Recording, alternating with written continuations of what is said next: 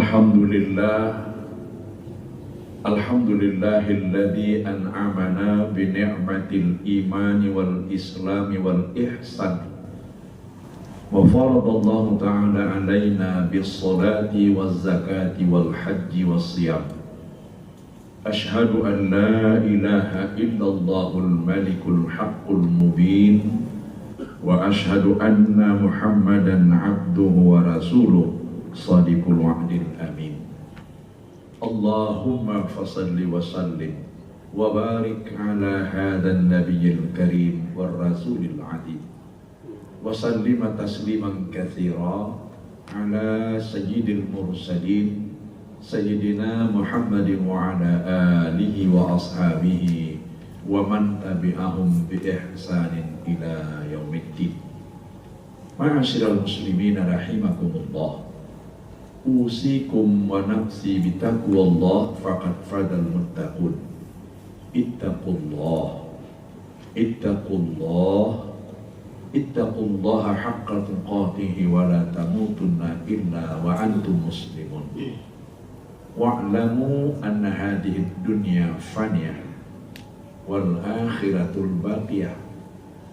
Faqala Allah Ta'ala fi kitabil karim, A'udzu billahi minasy syaithanir rajim. Bismillahirrahmanirrahim. Falamma balagha ma'ahu sya'ya qala ya bunayya inni ara fil manami anni asbahuka fandur madza tara. Qala ya abati if'al ma tu'mar satajiduni insyaallahu minas sabirin. Summa qala Rasulullah sallallahu alaihi wasallam, kullu mauludin yuladu 'alal fitrah fa abawahu yuhawwidanihi aw yunassiranihi aw yumajisanihi. Wa sadaqa Rasulun Nabiyul Karim wa nahnu 'ala dzalika minasy syahidin wa syakirin walhamdulillahi rabbil alamin. Maka ketika anaknya hampir mencapai usia baligh dan dapat berjalan bersamanya, dia berkata kepada anaknya itu, duhai anakku, aku melihat dalam mimpiku sebagai wahyu dan perintah Allah kepadaku, aku harus menyembelih engkau. Bagaimana pendapatmu nak? Ayah menunggu pendapatmu itu. Anaknya menjawab, ayah laksanakan itu segera. Insya Allah aku sabar menghadapi perintah Allah untuk disembelih. Surat As-Saffat ayat 102, firman Allah dalam Al-Quran. Setiap anak yang dilahirkan adalah fitrah, memiliki talenta untuk mengenal Allah. Maka orang tuanya yaitu ayah dan ibu bertanggung jawab memberikan pendidikan agar talenta itu tidak melenceng apalagi berubah sehingga mereka menjadi Yahud, Nasar, wal Majus. Hadis sahih riwayat Bukhari dan Muslim. Maha benar Allah dan benarlah Rasulullah. Bapak-bapak, saudara-saudaraku, jamaah salat Jumat Masjid An-Nur, Menara Mandiri, Medan, Sumatera Utara, yang saya hormati dan insya Allah semua kita semoga dirahmati, diberkahi dan dimuliakan Allah Subhanahu wa Ta'ala. Mari kita bersyukur kehadiran Allah Subhanahu wa Ta'ala. Hari ini Jumat pertama tanggal 3 Zulhijjah 1441 Hijriah. Kita kembali dapat menunjukkan kepatuhan dan ketaatan kita kepada Allah dengan hadir di Masjid An-Nur, Menara Mandiri, Medan, untuk menunaikan kewajiban sholat fardu Jumat yang hukumnya fardu ain, satu paket dengan khutbah. Khutbah kita hari ini berjudul Kurban dan Pendidikan. Kurban dan Pendidikan. Mengiringi kesyukuran ini, mari kita ucapkan salawat dan salam keharibaan junjungan kita Rasulullah Muhammad sallallahu alaihi wasallam. Allahumma salli ala Sayyidina Muhammad wa ala ali Sayyidina Muhammad. Meski saya sudah menyampaikan wasiat takwa dengan bahasa Arab di muqaddimah khutbah ini, saya mengulang kembali, marilah kita bertakwa kepada Allah. Karena sesungguhnya hanya orang-orang yang paling bertakwa itulah yang paling mulia di sisi Allah. Inna akramakum indallahi atqakum. Bapak-bapak, saudara-saudaraku, tanpa terasa musim haji telah tiba. Karena musim haji itu adalah bulan Syawal, Dzulqa'dah, dan Dzulhijjah. Oleh karenanya kita tentu sangat berbahagia menyambut bulan haji ini. Meskipun saudara-saudara kita jamaah haji dari Indonesia tahun ini ditunda untuk berangkat haji. Karena masih ada ibadah lain di bulan haji ini. Satu, melaksanakan salat sunat Idul Adha. Dua, menyembelih hewan kurban. Tiga, bertakbir menyambut Idul Adha sampai berakhir hari tasyrik. Dan yang keempat, datangnya hari bersejarah itu, yakni tanggal 10 Dzulhijjah, kita dapat melaksanakan puasa Dzulhijjah sejak tanggal 1 Dzulhijjah sampai dengan tanggal 9, dan puasa imsak pada tanggal 10 Dzulhijjah. Hal ini tentunya akan dilaksanakan oleh orang yang bergembira menyambut hari raya kedua setelah 70 hari kita meninggalkan tanggal 1 Syawal, hari raya Idul Fitri, hari raya pertama dalam satu tahun bagi umat Islam. Persoalannya ialah, apabila kita tidak dapat melaksanakan ibadah haji karena masalah pandemi COVID-19, tentu kita tidak mencari siapa yang salah dan apa yang salah, tetapi mencari solusi agar tetap bisa beribadah. Pemerintah kita yang juga sekaligus menghormati pendapat ulama kita telah menganjurkan dan mengajarkan dalam bentuk protokol menghadapi COVID-19. Inilah yang kemudian membuat kita dapat beribadah. Masjid dan majelis taklim kembali dibuka, termasuk sholat Jumat pada hari ini. Alangkah bahagianya kita, meskipun dalam pandemi corona kita bisa tetap beribadah. Memang pandemi corona ini berdampak tidak hanya pada masalah kesehatan, tetapi juga masalah ekonomi, pendidikan, dan sebagainya. Berkaitan dengan masalah ekonomi, janganlah kita menjadikan itu alasan untuk tidak melaksanakan ibadah yang spesifik pada musim haji ini. Bismillahirrahmanirrahim. Inna a'tainakal kautsar fasholli li rabbika wanhar inna syani'aka huwal abtar. Shadaqallahu adzim. Sungguh telah banyak Allah memberikan nikmat kepada engkau, maka tunaikanlah sholat, yaitu sholat Idul Adha, dan setelah itu sembelihlah hewan kurban. Orang-orang yang memusuhimu akan terputus dari rahmat Allah. Ayat ini mengingatkan kepada kita bahwa pada musim haji setiap tahun ada ibadah yang dapat dikerjakan di tanah air masing-masing, yaitu salat sunat Idul Adha. Insya Allah Jumat depan waktunya tiba. Tetapi yang lebih penting dari itu adalah melaksanakan penyembelihan hewan kurban yang tentunya hukumnya sunat muakkad tetapi sangat dianjurkan. Bahkan Imam Malik dalam kitab Bidayatul Mujtahid mengatakan orang kota wajib berkurban, karena beliau menganggap orang kota ini orang kaya. Imam Syafi'i mengatakan ini adalah ibadah sunat muakkad. Sama-sama mereka mengambil hadis, man kana lahu sa'atun falam yudhahi fala yaqrabanna musallana. Siapa yang mampu berkurban tetapi tidak berkurban, tidak usah dia mendekati musola untuk sholat. Ini artinya orang yang salat Idul Adha tidak berkurban padahal mampu, Rasul tidak suka kepadanya. Kembali kepada ayat 102 surah As-Saffat yang saya baca sebagai muqaddimah khutbah ini tadi. Betapa Nabi Ibrahim alaihissalam diperintahkan Allah menyembelih anaknya pun dia ikhlas.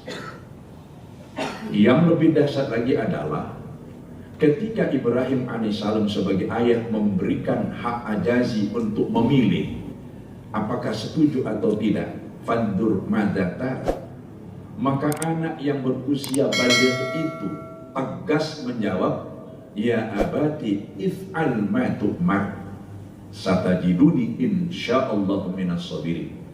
Duhai ayah, laksanakan segera, insyaallah aku sabar untuk disembelih.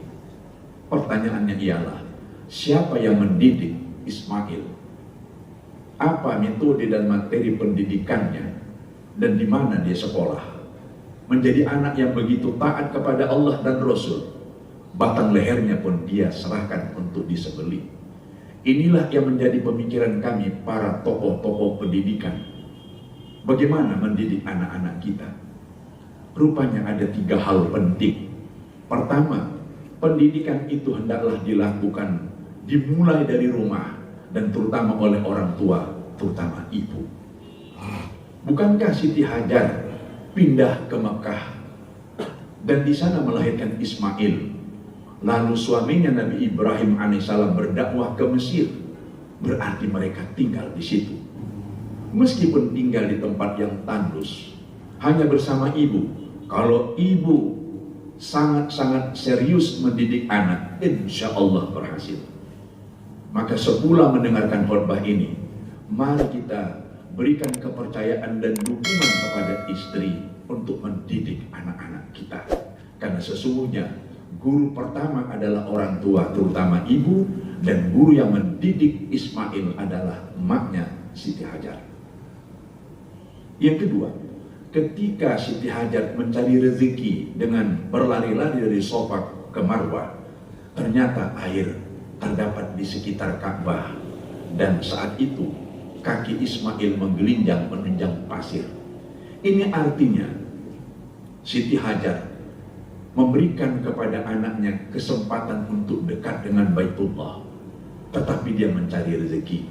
Bagi kita makna pendidikannya ialah dekatkan anak kita, putra putri kita kepada Allah, kepada rumah Allah masjid, kepada kitabullah Al-Quran, kepada orang-orang yang menjadi pewaris Nabi dan Rasul, para ulama, ustaz-ustazah. Oleh karena itu, jangan pernah kita lalai untuk mendidik anak kita dengan pendidikan agama. Yang ketiga, doa. Begitu banyak doa dalam Al-Quran yang diungkapkan oleh Nabi Ibrahim alaihissalam. Doa yang paling penting adalah A. Mendoakan anak kita beriman kepada Allah. B. Tetap melaksanakan ibadah, yaitu sholat menyembah Allah. C. Menjadi anak yang soleh, yaitu berakhlakul karimah. Dengan demikian, ibadah kurban yang diperintahkan Allah kepada Nabi Ibrahim alaihissalam adalah simulasi pendidikan agar kita berpikir bagaimana kita mendidik anak kita agar mereka menjadi Ismail zaman now. Saya pendiri dan pemimpin pesantren Baitul Musafin Al-Amir Jalan Mohoni Pasar 2 Tembung tahun ini mengajak untuk memulai pendidikan dari TK, SD, SMP Islam terpadu, karena saya merasa dari usia itulah kita mendidik anak-anak kita.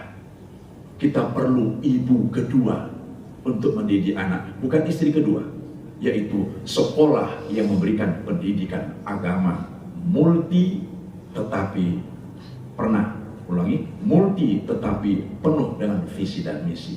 Apa itu? Visi utama adalah untuk menjadikan mereka anak-anak yang beriman dan bertakwa, kemudian beramal dan berkarya, dan tetap berakhlakul karimah. Oleh karenanya lewat khutbah ini begitu ringan kepada kita diperintahkan hanya menyembelih hewan kurban, tidak menyembelih anak. Maksud Allah, sebelih cintamu kepada anak untuk lurus hanya kepada Allah. Tetapi ingatlah, anak itu amanah Allah, didiklah dengan sebaik-baiknya. Ketika kita menyembelih hewan kurban, ingatlah bahwa hewan itu untuk dimakan dagingnya, yakni dibagi-bagikan. Wa amma bi ni'mati rabbika fahaddis. Kalau kamu mendapat nikmat dari Allah, tunjukkan. Ketika kita menyembelih hewan kurban, ini adalah nikmat rezeki dalam bentuk ibadah maliyah harta, yakni hewan kurban kita sembelih. Jangan pernah katakan tidak mampu berkurban, karena akan ada verifikasi kelak di yaumil akhir untuk memeriksa kita apa benar di tahun 1441 Hijriah kita tidak punya uang untuk berkurban. Mungkin kita punya benda-benda berharga yang sangat kita cintai, tidak sanggup kita menukarkannya menjadi uang untuk beli hewan kurban, itu pun akan diperiksa. Karena ibadah kurban sesungguhnya adalah ujian cinta, pendidikan, dan persaudaraan. Sepulang dari khutbah ini, rundingkan dengan keluarga, apa-apa yang bisa kita cairkan untuk dijadikan membeli hewan kurban, lakukanlah. Kalau kita punya handphone yang bagus dan mahal, apakah engkau lebih cinta kepada handphone daripada engkau mencintai Allah dengan menjadikan ia uang untuk berkorban? Saya tidak mengatakan jual handphone itu, tapi akan ada pertanyaan, kenapa masih punya handphone, TV yang bagus, mobil yang bagus, berkorban tidak bisa? Ketika itu nanti terjadi, dan andai kata kita bersama-sama di persidangan itu, jangan tanya aku lagi, karena sudah aku sampaikan pada hari ini. Mudah-mudahan kita dapat meresapi khutbah ini dan bertekad untuk menyiapkan diri berkorban pada Hari Raya Idul Adha kali ini. Sebagai penutup khutbah, saya ingatkan kepada kita, jangan tergopoh-gopoh menyembelih hewan kurban harus pada Yaumun Nahar, pada Jumat depan. Karena hari menyembelih itu, tanggal 10 adalah Yaumun Nahar, 11, 12, 13 adalah hari tasyrik. Di situ juga kita boleh menyembelih hewan kurban. Teman-teman banyak yang bertanya kepada saya ketika saya menyampaikan ceramah di TVRI pada acara ngaji bareng, apa boleh kita esok harinya menyembelih hewan kurban? Maksudnya hari Sabtu, Ahad, dan Isnin. Saya katakan, hari Jumat itu Yaumun Nahar, hari menyembelih kurban yang pertama. Sedangkan 11, 12, 13 adalah hari tasyrik, masih boleh menyembelih hewan kurban karena kita masih bertakbir di situ sampai selesai asar. Mereka gembira, bahkan mereka mengatakan, kalau begitu Buya, kami sembelih hari Sabtu, malam minggunya kami nikmati atas kalian. Yang penting bagi-bagilah itu kepada sesama. Semoga khutbah ini bermanfaatnya kepada kita dan dapat dilaksanakan, dan kita bisa menjadi orang-orang yang sanggup berbagi kasih sayang. Terima kasih, mohon maaf. A'udzubillahi minasyaitonirrajim. Bismillahirrahmanirrahim. Walau anna ahlal qura amanu wattaqau lafatahna 'alaihim barakatim minas sama'i wal ardh walakin kadzdzabu fahasnahum bima kanu yaksibun. Shadaqallahu adzim. Apabila beriman dan bertakwa penduduk satu negeri, Allah bukakan pintu rahmat dari langit dan bumi. Tapi kalau mereka ingkar kepada Allah, azab Allah sangat pedih melimpah. Sehingga Allah limpahkan barokah dan jauhkan dari kita bala. Barakallahu li wa lakum wa ma fil Qur'anil azim wa nafa'ani wa iyyakum bima fihi minal ayati wa dzikril hakim. Aqulu qawli hadza wa nastaghfirullahal azim li wa lakum wa li walidayya wa li walidaykum wa li sa'il muslimin wal muslimat wal mu'minina wal mu'minat fastaghfiru innahu huwal ghafurur rahim.